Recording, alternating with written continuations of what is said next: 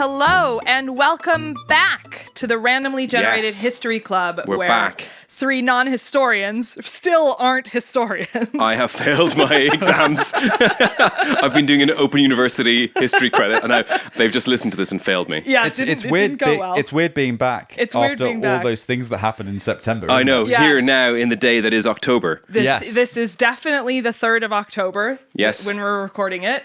Only 10 So days autumnal. after that enormous blimp got snagged on Big Ben. That's right. was That's right. horrendous. That did happen 10 days ago. I remember where I was quite clearly. We all remember where we were on the great blimp snagging Yeah, day. yeah, it was Big it was blimp day. It was a tough day for blimp stocks everywhere.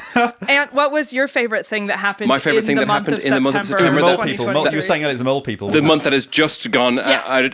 the mole people is definitely up there. Yep. Which I think have conspired against the people in good Zeppelin tech to snag them. I think Well, it's they a mole absolutely did, didn't they? Of course they did. They Oh, announced it's, it. I mean, it's undergoing investigation, but Yeah, of allegedly. course. Sorry, allegedly the mole people. I mean, anytime there's a blimp accident, your first thought is that the mole people Who did hates it. the sky the And there's most no for the allegedly- moles? There's no allegedly about it. They seized half of Wessex. And that was September. And that was September. As you, our dear listeners, will undoubtedly sorry, know, having listeners. just lived through the Yeah. month of Thi- September. This is literally old news to you now. Yeah, it really Sorry. is. We really Yeah. should not rehash this. We should rehash even older news, which Yeah. is what I call history. So on that note, just in case you've forgotten the premise of this podcast, we have picked a year at random and tried to learn things about it. And I'm Anna. That's still who I am. And I am Ant. You are Ant. And what's your name? My name's William. Bilbo? Will. This season is so different than the last. I know. Where before you would have done the introductions, Yeah. and now we're introducing ourselves. I I feel know. the autonomy and power coursing through my veins. It'll never happen again. I feel like actualized.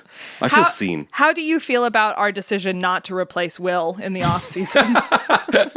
Well, I felt under pressure from the mole lobby for sure, but thankfully they've recognised his mole-like status so that he's sufficiently molish to Exactly. stay. So it's fine. Just It's good. small beady eyes and sharp claws.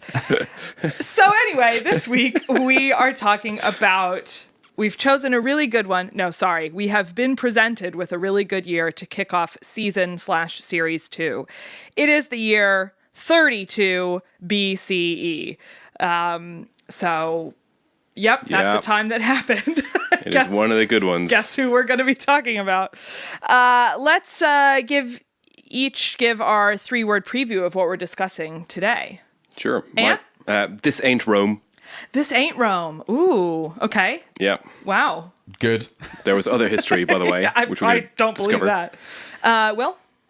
Nomadic sorta people. Nomadic sort of people. Were they sort of people or sort of nomadic? Sort of people. Oh, Yeah. interesting. Yeah. I mean, they were humans. I'm Oh, not the disputing slug they were folk. humans. Okay. To be clear, I'm in trying to introduce some ambiguity Okay. as to whether they were one coherent people. But Not Oh, I whether see. or not they were Homo sapiens. I thought you were just trying to do like clickbait. yeah, they're not aliens. Okay. Or like some sort of were slug. And my 3 words, I guess I am still a little creatively bankrupt because all I could come up with was, she's very famous. Is it Nice. Madonna? It is. I'm talking about the eternal Madonna. What, the mother of Jesus Christ, our Lord and Savior? Exactly. Who in 32 BCE would probably have been being born. No, she's a little younger than What that. age was she when... I think she was pretty young. She wasn't... She wasn't 32. No, let's say she that. wasn't. Yeah, she was. She was in her 70s. She was. Jesus was not IVF. Baby. He was. That was the miracle of his birth. That's a miracle, yeah? Jesus is the first test tube baby. All right. Well, yeah. It wasn't a let's- regular birth, was it? I mean, like, No, it was very difficult. totally irregular. I mean, step one, stable, not regular. Right. The donkey looming over you. The NHS. donkey was the lab tech. It's really shocking what's happened to the NHS when they're all out of stables. You know. It's bad, isn't it? All right. Let's go ahead and talk about 32 BCE.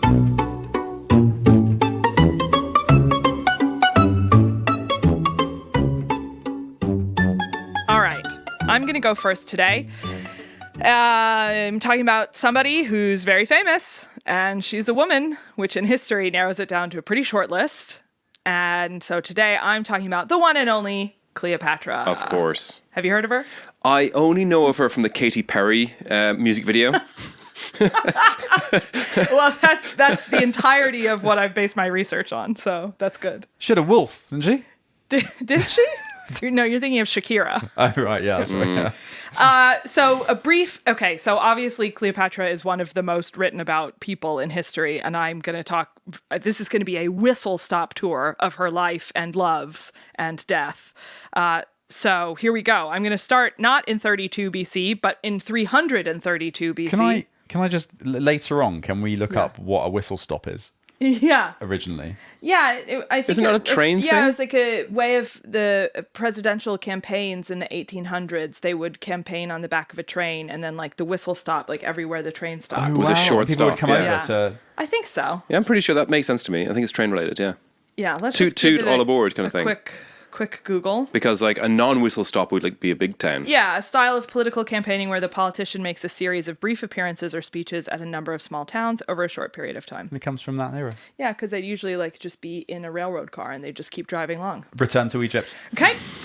Cleopatra, the originator of whistle stop tours.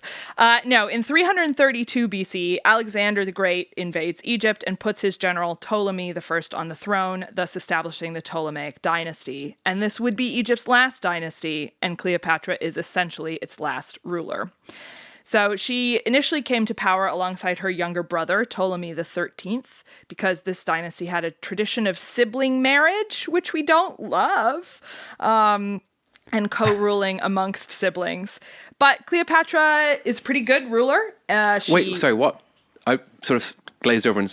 Oh, great. Sibling marriage. No. No. We're already just right back into it. No, this is season 2, totally different. I'm paying attention at all times. Yeah. Sorry.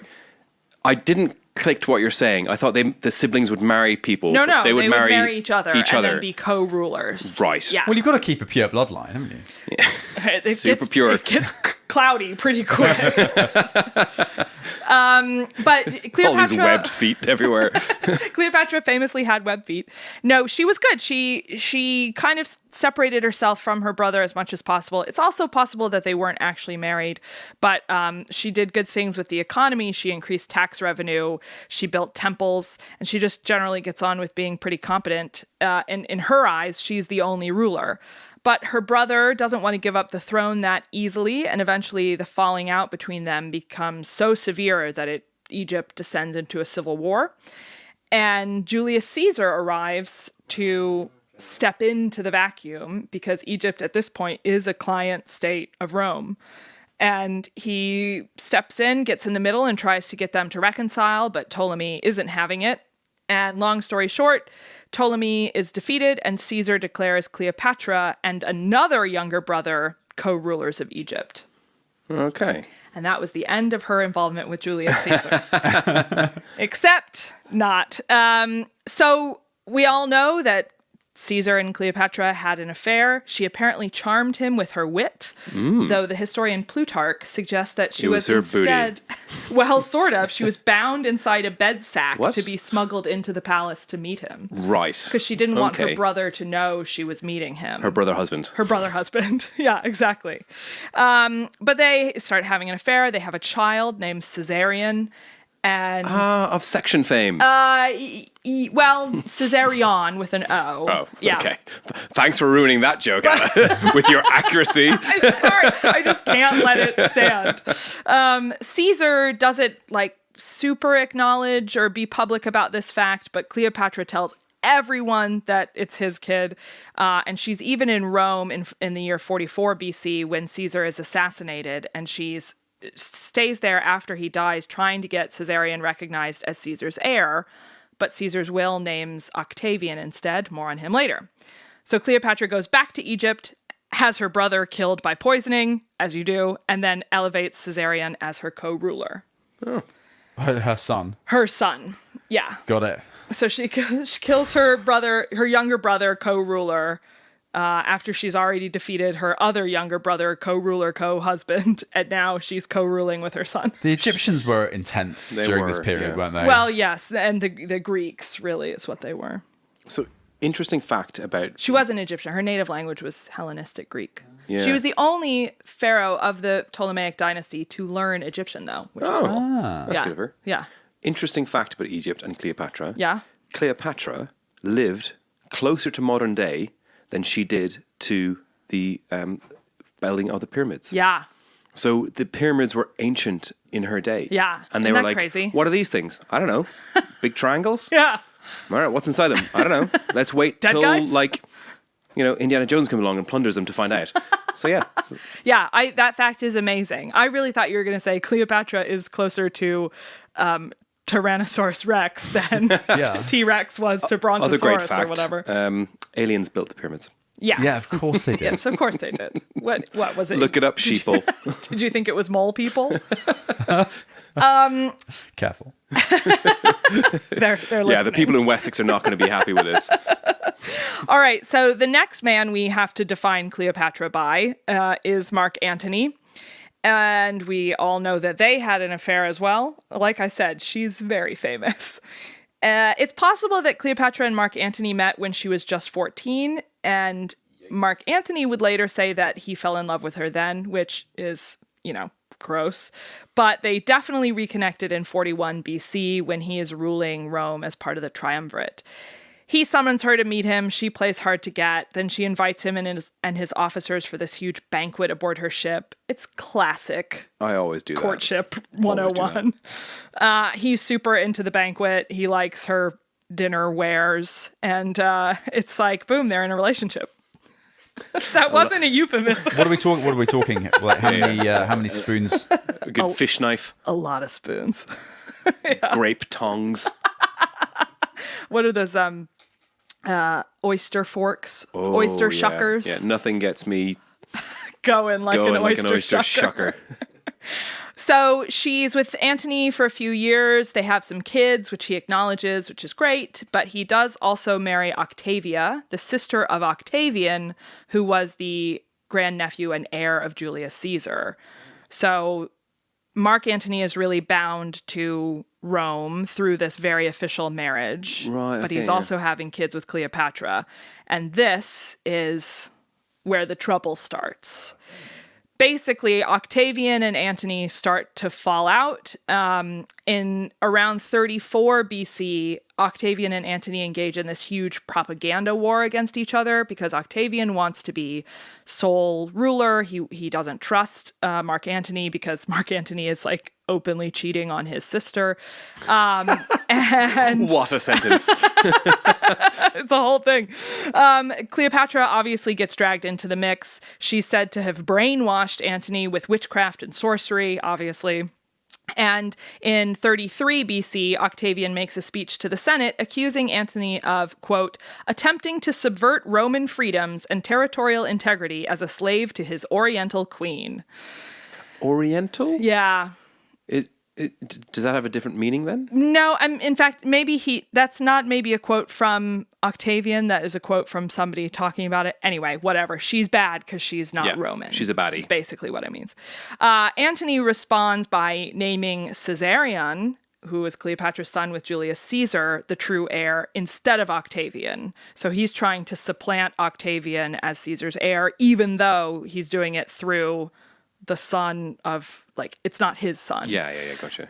This makes Octavian very mad. And in 32 BC, things really kick off, which is convenient because that's the year we're talking about today.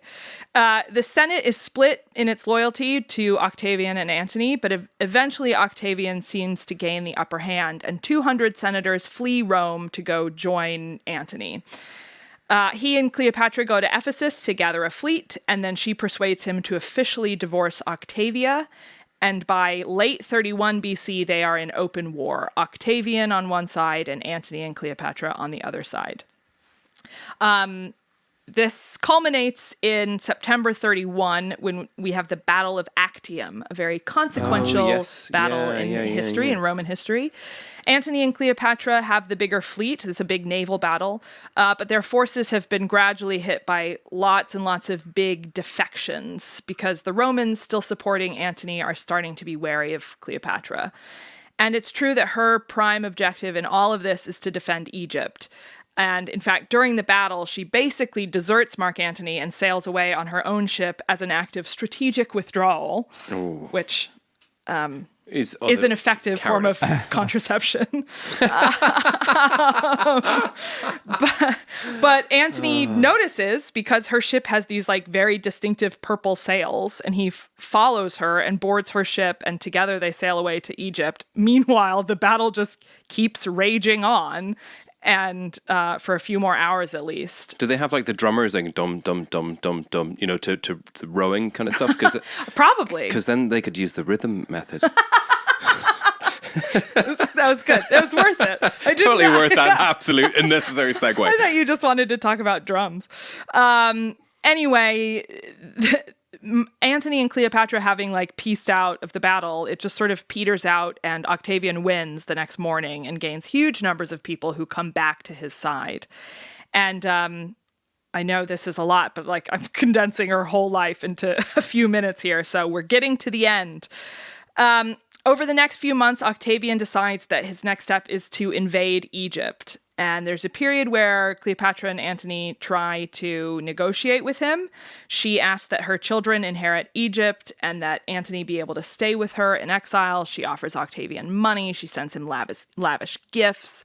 But it doesn't work. And the rumor is that as she feels her power crumbling around her, she starts testing poison on prisoners and even her own servants. Oh my God. It's never a good sign. She's testing it on them. She's testing it, yeah. She's testing to make sure poison. it works, I guess. Yeah. What did she think was going to happen? Person. She's in Dire Straits. Okay. The band. she plays bass. Oh, she's a great person. She's a great person. Yeah. Money for Nothing. She wrote that. So in the spring of 30 BC, Octavian invades Egypt, and by August, Antony has surrendered to him. I just thought of a really good joke there. This is late, but they also did Brother in Arms. She was married to her brother. There's good. a whole thing there. It's good. God, I missed it. Think of a really, really good joke. They're in the very end of the episode. Say the joke. Yeah, 10 seconds late. Yeah. It's the first episode of the new series. 2. You know, you got to get back in the rhythm. I'm so sorry. Method, which you've already made a joke about. Right at the end of the episode, say the joke, and then we'll edit it in. Yeah, that's a really and then it'll only make sense to people at the end of the episode. Yeah, I'll do that. This is good. Yeah, good. I like that we're going to get more creative with our editing this go round. Okay, so long story short, Antony surrenders. Cleopatra hides in her tomb, sends a message to Antony that she's killed herself. He responds by stabbing himself in the stomach. Plutarch, the historian, says that he was still dying when he was brought to Cleopatra in her tomb, and she is actually still alive at this point. But then she's discovered and forcibly marched to the palace to meet Octavian. She tells him that she will not be paraded around as part of his triumph, and that's when she decides to actually take her own life. But this being Cleopatra, first she had a fine meal, including some figs. Then she and 2 of her servants retreat to her tomb to do the deed. The popular legend is, of course... What? Sorry, to do the other deed. Okay, gotcha. So a way to go out, though. The popular legend is, of course, that she had an asp bite her, but the truth is we don't actually know. It may have been true, but she may have poisoned herself through some other means, like through a needle.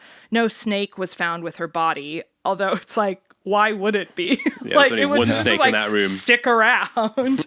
But she did have some tiny puncture wounds on her arm, so... who knows? Octavian apparently buries Cleopatra and Antony in the same tomb as requested, which is nice. But then he does kill Caesarion, which is not as nice. But Caesarion did reign as Ptolemy the 15th for a whopping 18 days, making him the last pharaoh of Egypt. I did not. He's the last pharaoh. The whole thing is completely brutal, isn't it? Yeah, it's crazy. Utterly brutal. I mean, you understand why she and all of them have been such an object of fascination for history. Yeah. This is some cool and interesting and wild stuff. I don't think I was actually...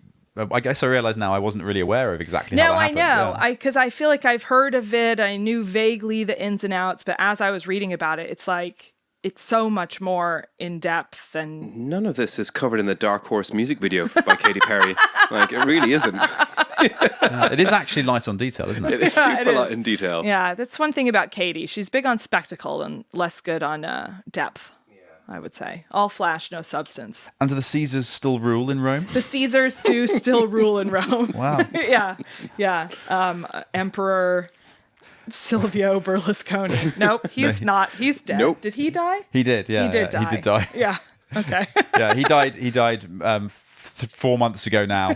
In October. Yeah. Right. Yes, of course. Anyway, so that is Antony and Cleopatra and Caesar and Egypt and the Ptolemies and the end of the pharaohs. One quick trivia question before we go. By the end of the 20th century, can you guess how many films have been made about Cleopatra? Oh, that feature her or like actually about her? Like actually about her. I'm going to say 6. I think it's quite a few. Okay. 14. Okay, were you counting them all in your head? 43. No. Wow. 43 films, 200 plays and novels, 45 operas, and 5 ballets associated with Cleopatra. I guess like all the like loads of silent movies, like you're gonna, Yeah. they're all Cleopatra. Yeah, why not? basically. Yeah. It's Cleopatra or a guy chasing a train, like you know, Or sometimes both. You know, choose your poison. Yeah, well, I don't know if you guys remember my 3 words, but she's very famous. She's very famous.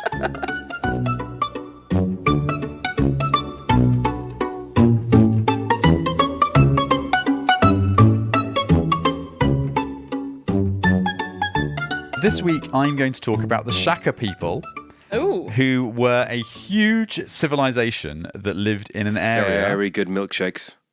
Shaka shake. That's good. And they lived in this area that covered northwest India, across to kind of western Kazakhstan, and up as far as kind of mid-Siberia, like above Baikal. Okay. And Wow. yeah, quite a big area, right? Big. And at this time, they were just managing to get themselves kicked out of India. So here we go. Okay, right. So they're also known as the Saka people, but I don't want to call them that in case they're mistaken for the Arsenal footballer Bukayo Saka, who, for the avoidance of all doubt, and I cannot stress this enough, is not a magical 2 millennium old Iranian nomad. Can you prove that? Yeah, we're gonna need some evidence on this. Yeah. Have you seen him play? He does seem he is a magician. He's Pretty quite- magical. He's quite pretty mystical. magical. I don't know anything about football, so Yeah. okay. It's all right. Just keep thinking of puns. He's very talented. Is He's he? very, he's a very good for- talented yeah. young lad. He's a good lad.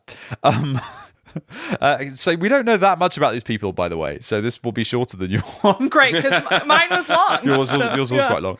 So the first thing to say is that there's really quite a lot of dispute about who they were, because I don't know if you remember my three words. So they're nomadic sort of people.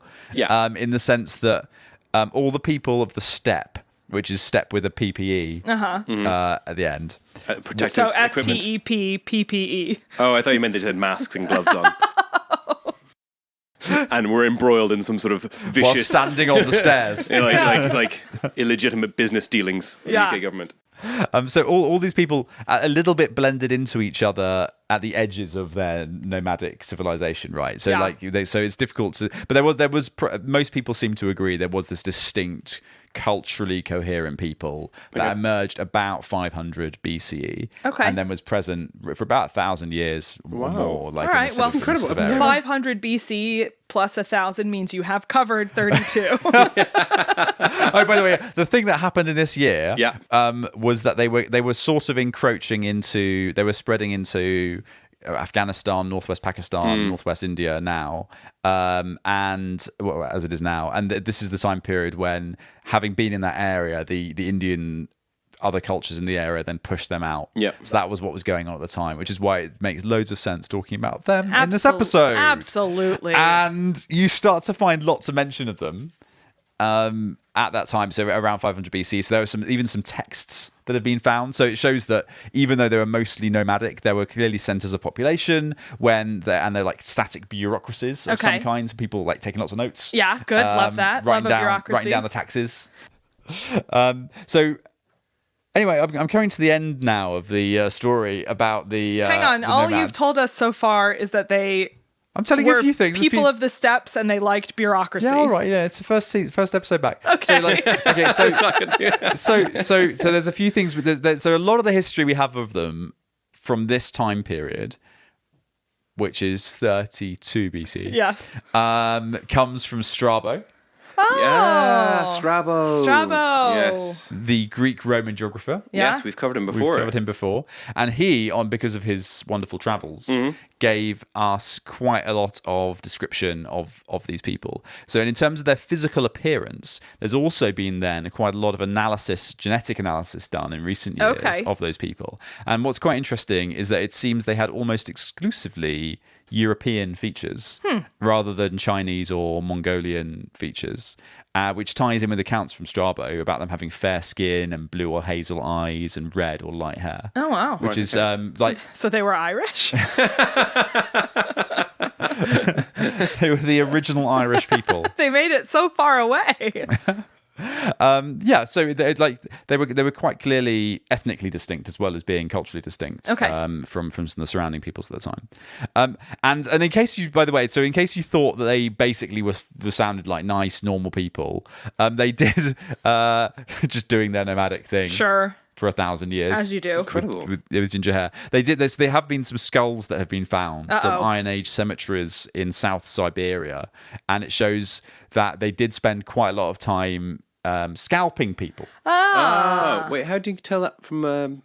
Is it scalp, not the skin? Yeah, but you can see like the score marks on the skull. On the skull, okay. Yeah. Makes sense. And ouchies. Yeah, so they would do that. So when they'd be going off fighting other people and presumably having just killed the people. But maybe they did it when they were alive as well. They would then scalp their enemies. They were just very bad hairdressers. Very bad. Consistently awful. Yeah. Consistently. It's like that riddle about you go to a town and there's two barbers and one has really bad hair and the other has really good hair. Who do you go to and get one your has a haircut from? bunch of scalps outside. Has a bunch of scalps. They just asked for a short top and sides. Yeah. He was like, well, I gotcha. And one's a Shaka nomad. Anyway, I think so they weren't like, they weren't European in the modern sense of being liberally democratic Europeans. They were the Oshakas, the Irish Oshakas. They were the Irish Oshakas. Oh yeah, Finnegan Oshaka. So there you go. I mean, we don't know very much because it's a long time ago. So Oh my god. that's a little dip into the life of Arsenal footballer Bukayo Saka. What a dip. Such a good dip. Magician on the field. So to continue, He scored a couple last week. 6 weeks ago. 6 weeks ago. Yes, yeah. I mean, he also scored 7 goals. He did last weekend against Mole United FC. Against Mole United, who have really just weaseled their way into the Premier League. Yeah, they've come up from underground. They have. Yeah, they really have. Came out of nowhere. It's unusual for a team funded by the Mole people to have a team that comprises solely of weasels. That alliance runs deep. It's such a bizarre one. You think Yeah. Can I tell you though, the state of that pitch, shambolic. Careful, there's more blimps coming.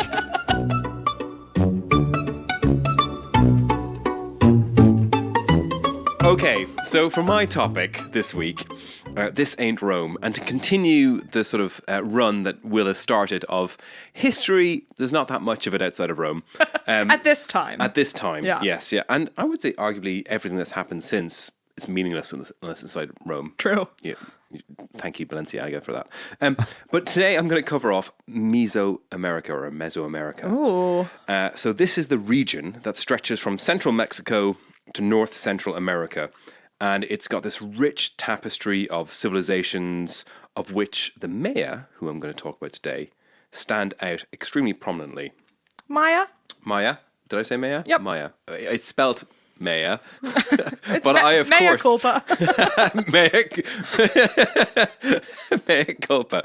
Anyway, so it spans over 3 millennia, which is a vast amount of time. It's also 3 times longer than Will's people span. Yeah, exactly. Those Sacco had nothing. We're doing great. Suck it, Saka.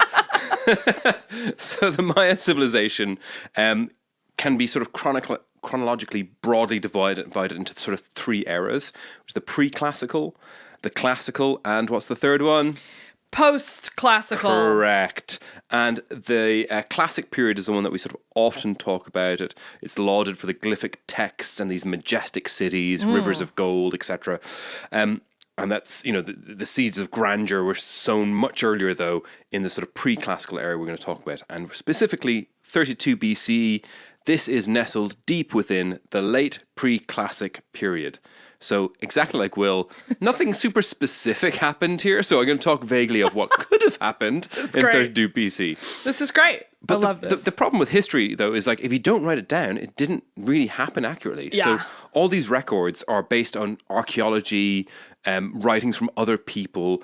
They didn't really write anything down, but they had these vast cities and rich sort of cultural history stuff, which is far as we'll talk about. It's just really rude of the Romans to go around the entire world burning everybody else's history so that 2,000 years later, we would only talk about them on a podcast. Exactly, yeah. Well, this is the peak of the civilization that's being talked about in this podcast. Yeah. So notable cities such as El Mirador was flourishing at this time. And there's architectural marvels like Ledanta Pyramid, for example. And discoveries of things like the murals in San Bartolo, dating roughly to 100 BCE. Okay, that's pretty close. Exactly. Gives us a glimpse of the sort of cosmological narratives that they possessed, because these buildings were inevitably sort of like built to sort of mimic the seasons or solstices, etc. Like Okay. I have heard in my research as well, there's some people that say, how is it that there's pyramids that happen to spring up in Mesoamerica, in Egypt, in things like, Southeast Asia? I mean, it's just a coincidence. There must be aliens behind it. And my answer to that is triangles are pretty much a basic shape. It's like the dumbest observation ever, isn't it? Yeah, Because it's pretty piles dumb. things on top it's of each the other. easy. Yeah, exactly. It's a pile shape. Yeah. Yeah, it's a pile that the stuff gets smaller It's a neat at the top pile. of the pile. Yeah. It's a very pleasing pile. Exactly. So they were making pleasing piles at this time, and there's actually sort of building types they call I think it's called Type E buildings. Or set E. Oh. So it's a specific type of buildings that has sort of three-pronged sort of pyramid kind of things. And it's not, it's basically just because some architectural building or dig, they had, section A, section B, section C, section D. They weren't and these are shaped like a giant E. No, nothing like that It's would just- be impressive. It would be good. They didn't have the concept of an E, actually. Oh. E's came much later. So what did they call their club drugs? Yeah, exactly. I was just about to make an Ibiza joke. You completely trampled on that. Anyway, so the classic period that came later details histories of certain people, like the rulers, like Pakal the Great of Palenque, or the Shield Jaguar, which is a fantastic name. It's great. Through the steels. I'm just looking up class E buildings. So a class E building is a commercial business or service building. Yeah, and you're loads not of those. allowed to change now. To change the use of the building yeah. without applying for planning That's permission. exactly what it was. Yeah. From in the UK, your county council. So they just, What about in Mesoamerica? Oh, they follow the same rules. Yeah. Yeah, they Oh, follow, okay, yeah, they'd a follow the borough British council. system. Yeah. Sorry, back to you. So while we do have steels and inscriptions and carvings and things like that from the sort of classical period, the late pre-classical is slightly shrouded in mystery. And this lack of clarity stems from the Maya's still evolving sort of glyphic writing system and the sort of impermanent materials that they would use. So they were carving it on wood or textiles or rice paper or something, completely unsuited. Maybe not rice paper. Maybe not rice paper. Something impermeable. Anybody who wants to Impermanent. know what Mayan glyphs look like can just remember vintage Chipotle decorations. They don't do it anymore. They phased it out. But old school Chipotle had these really cool Mayan inspired Did they? steel and wood artworks. That probably sounds completely unscalable and they had to cut that back. Yeah, exactly. And change the But, chicken for whatever, chicken substitute. How do you carve things on clothes? You've clearly not been a shaman. Here, I'll show you. So while we don't have much in the terms of writing, there are still occasional findings like the tomb at El Zotz, Zotz, that suggests the presence of these powerful elites and potentially early rulers, and even the god king type status, even though their names remain elusive to us. So, despite the ambiguities, the influence of the pre-classical Maya is palpable in sort of modern times as well in the culture. For example, they had a base 20 counting system known as the vigesimal system. That seems unlikely. I mean, you're gonna have you tell us, Ant. Vigesimal. You're going with vigesimal. I'm going with vigesimal. Okay. VIJ-isimal. And that is still echoed in many indigenous communities today. There was also a ball game that was actually sort of based in sort of ritualistic terms, Yeah. we believe, so that it was not just a sport, but it was somehow related to sort of ritual and ceremony. And many indigenous communities today still actually partake in probably derivatives of it. I mean, it's probably not the exact same thing. I'm not going to say they're playing this exact same game they did back then. It's like rugby league. They play rugby league. Yeah, that's right. It's a slightly different version. And I mean, this is a stretch here, but I'm going to suggest the cuisine is probably quite close. I'm just guessing now. What? To what? To what they ate back then. So this is your. Well, if you think about it logically, the same soil, similar climate, probably the same kind of things growing, give or take. They didn't have cumin. That wasn't growing there, I think. Are you sure? No. But they didn't. But they didn't have quite so low cost air travel, did they? In those days. No, that's true. And container ships and things. Exactly. Yeah. So there's a few things that changed. There are a few things that have changed. Yeah. One of the things they probably didn't have durian fruit. Yeah, right. True. Or kiwi. Or kiwi. I guess, yeah. Staple of Mesoamerican cultural eating. There. Can I give you an arithmetic problem to solve in base 20. Mayan base 20? Yeah, for sure. What is dash plus ... dash? I mean, I don't know what dash. 13. Yes. Oh, God, that was a total guess. Nice. There is also, to this day... That's probably right. That's probably what it's going to be, I right? assumed one was a 10 and the others were ones. It was either that or it was 31. So, to this day, there are still 30 extant languages. You mean based, dash extant languages based on, historically based on Mayan that's still spoken by nearly 6 million people. That's really cool. So, I mean, all the derivatives and stuff and modernized, of course, are not the same thing. Recognizing the roots of contemporary Mesoamerican culture, appreciating the resilience of these traditions that have endured millennia and sort of rooted through that, but we just know so little about them and we're still discovering things to this day. So it's just a fascinating bit of history that I wanted to highlight because we focus very much on a lot of quote unquote Western history and, things with written records and all this kind of boring stuff. But just wanted to highlight something that maybe we haven't touched on before. And I knew nothing about them. Yeah. And arguably no less now. Yeah, somehow you've gotten farther away from it. I think they're very cool. I took a class at uni called Digging the Glyphs, which was absolutely the best class ever. And we talked about the Maya a lot. I hope we can talk about them again on a future podcast. Yeah, I know, maybe during the late, post Yeah, classical. so I think there's a bit more sort of inscriptions and writing in the classical period. So there's bit their later. whole thing with the calendar and remember in 2012 Yeah, when so everyone was this comes from them. It's the calendar ran out in 20. When the world ended. 2012. Yeah. And the thing is, everyone thought it was a big deal, but it wasn't really a big deal for them because it was the new year for them. They just have a new set of calendars. It wasn't actually a big deal.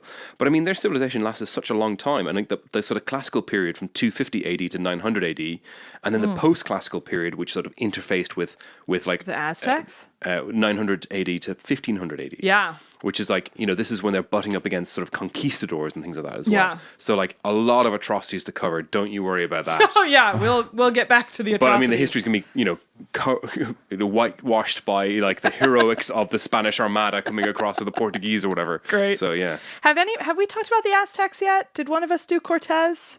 Did I talk about Cortez? I did a little bit, yeah. Okay, I talked tangentially about him, but I talked about someone else. Nice, cool. Well, that's it. History. Did it? We did it. Nailed it.